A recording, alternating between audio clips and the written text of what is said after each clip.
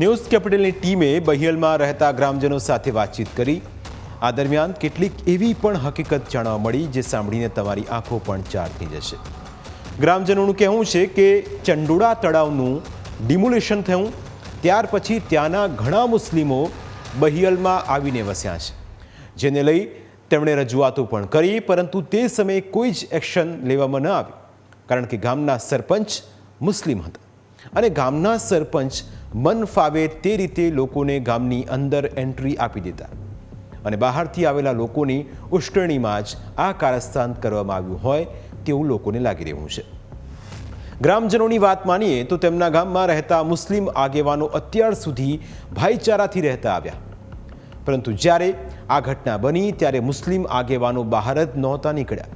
આખરે કેવી રીતે બહારના લોકો બહિયલમાં આવતા ગયા તેની હકીકત પણ હેરાન કરનારી છે।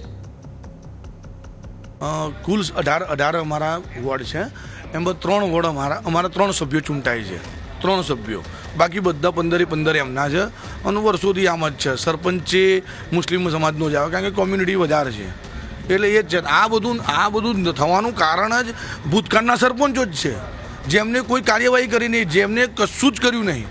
બહારથી લોકો આવ્યા, એમના આધાર કાર્ડ બનાવીને આપી દીધા છે। તમે એવું ના સમજો, બાંગ્લાદેશ જે બંગાળમાં ચાલે છે ને, સેમ ટુ સેમ પરિસ્થિતિ, જો તમે પોલીસને કહો, તમે આઈબીને કહો, જો રિપોર્ટ માગ્યા તો સેમ ટુ સેમ પરિસ્થિતિ પશ્ચિમ બંગાળ જેવી અહીંયા કરી દીધેલી।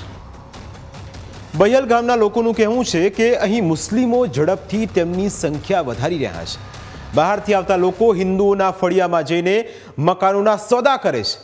5 લાખનું મકાન 10 લાખમાં ખરીદી લે છે, ત્યારબાદ માંસાહારની ગંદકી ફેલાવે છે, જે પડોશમાં રહેતા હિન્દુ ભાઈ બહેનોને ફાવતું નથી અને તેઓ પોતાના મકાનો 2 થી 3 લાખમાં વેચીને અમદાવાદ રહેવા જતા રહે છે।